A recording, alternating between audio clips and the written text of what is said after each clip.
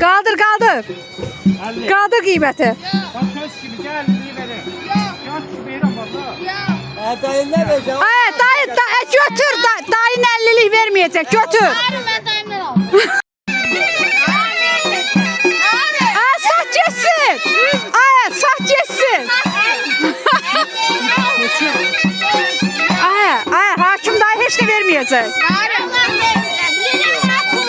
Versin.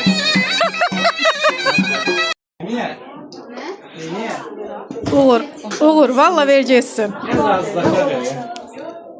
Köpeklerim ne dizide?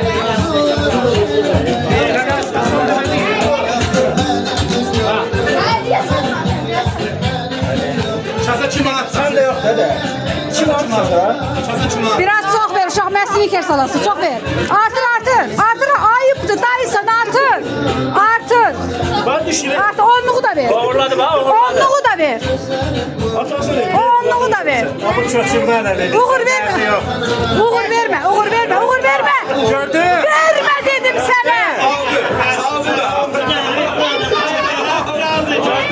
Gördün. Kendim adı getirmedi.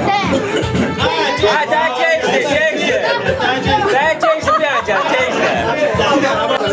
Gördün ama 50 manat verir.